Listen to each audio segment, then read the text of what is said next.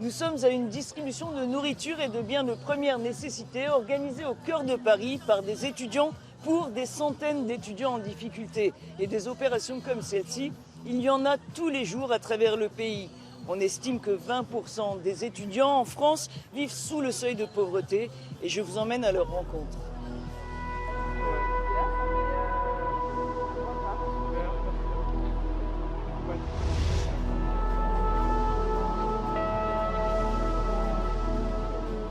Ce samedi-là, plus d'1 millier de jeunes étaient venus faire le plein de provisions offertes tout au long d'une journée organisée par une association étudiante créée pendant la crise du Covid.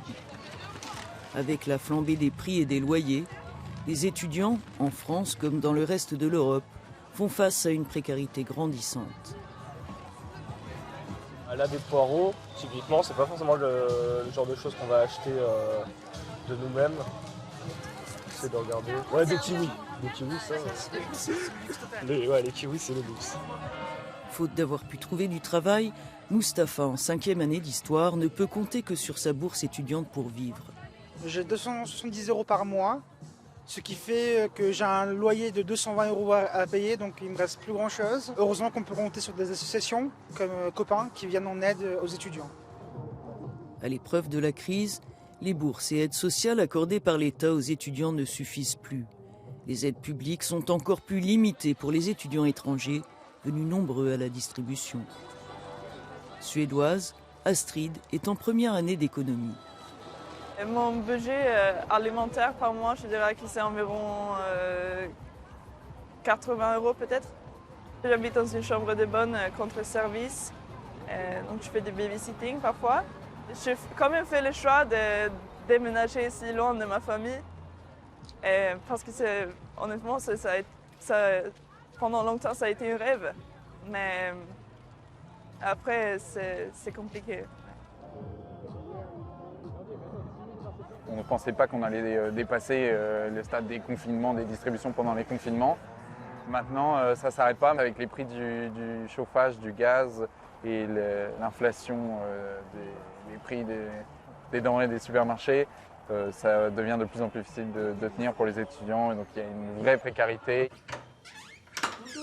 Nous retrouvons Astrid dans la chambre de 9 mètres carrés qu'elle occupe en échange d'une 30aine d'heures par mois de babysitting. Pour payer son électricité et ses charges, elle compte aussi sur un prêt étudiant obtenu en Suède. Je sais que chaque repas que je fais, c'est un repas que je vais payer dans 20 ans. Peut-être jusqu'à mes 60 ans. Et honnêtement, ça me stresse. Il y a toujours ma famille aussi, mais eux aussi, ils sont dans une situation d'économie, surtout cette année avec les prix d'électricité. J'ai fait le choix d'aller ici et je suis contente. Mais après, effectivement, il y a des moments où c'est difficile quand on a faim et c'est la fin du mois. Et on sait que si je mange beaucoup trop aujourd'hui, je ne peux pas manger demain. Je quitte Paris pour la ville universitaire de Rennes, au nord-ouest de la France.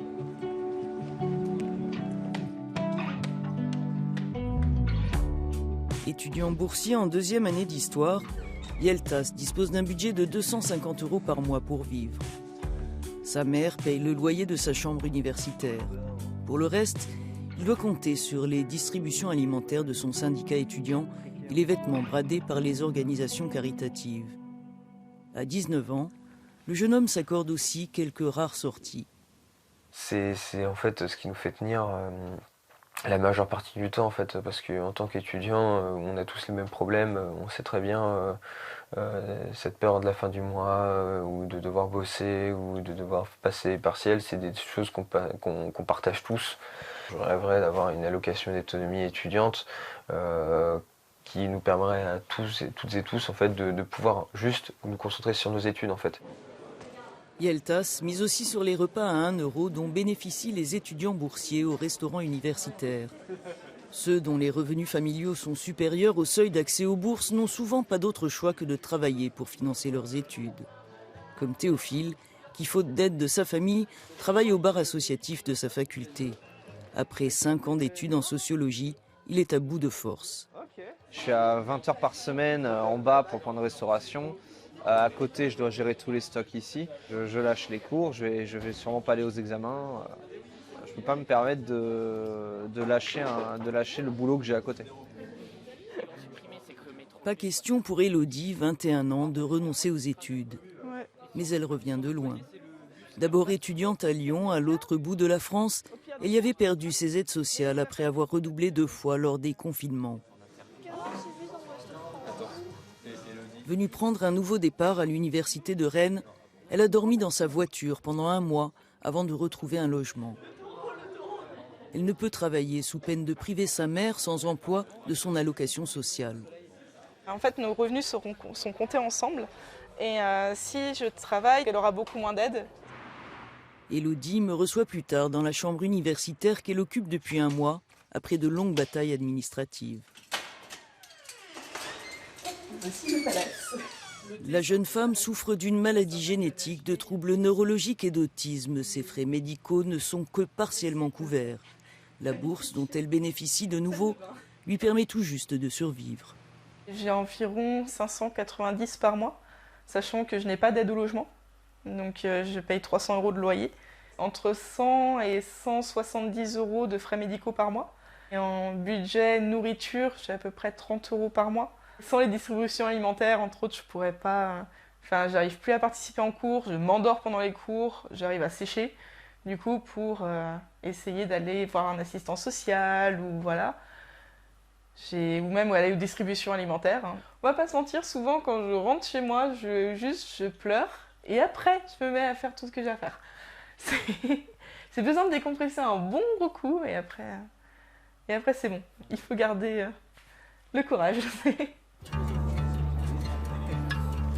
Je termine mon parcours à Lyon, au sud-est du pays.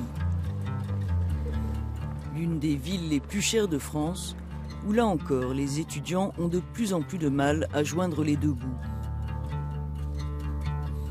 Outre les distributions alimentaires, ils peuvent recourir aux quelques épiceries solidaires gérées par la Fédération des associations d'étudiants de la ville.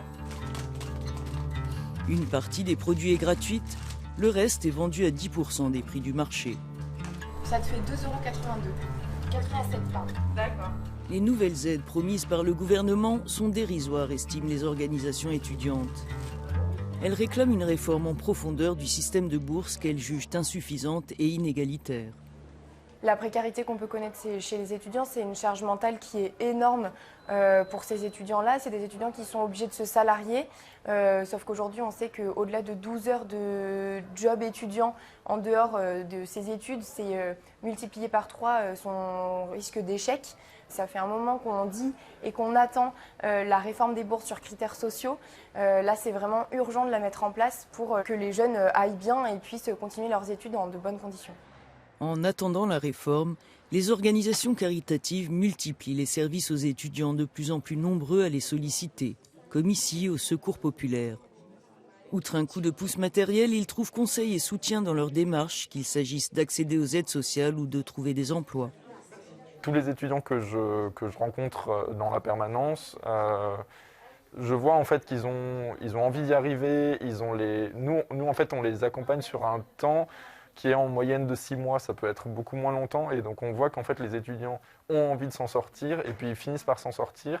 S'en sortir, Alexandra, 25 ans, y est déterminée. Venue de Colombie il y a 4 ans comme jeune fille au pair, elle est en 2e année de licence de lettres et de langues. En tant qu'étudiante étrangère, elle n'a droit ni à une bourse ni au logement étudiant. Elle continue à garder des enfants pour financer ses études. Je gagne à peu près 500, on va dire, 500 €.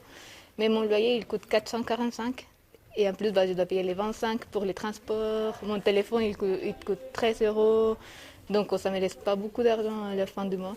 Même si je n'ai pas beaucoup, je me dis, en fait, là, c'est un peu les chemins que tu dois parcourir pour pouvoir arriver au bout, quoi. Ce que tu veux avoir dans ta vie, donc c'est pour ton futur. Donc c'est ça que je me dis toujours et j'arrive à gérer comme ça. Ouais. Au revoir, merci beaucoup. Merci, bonne soirée.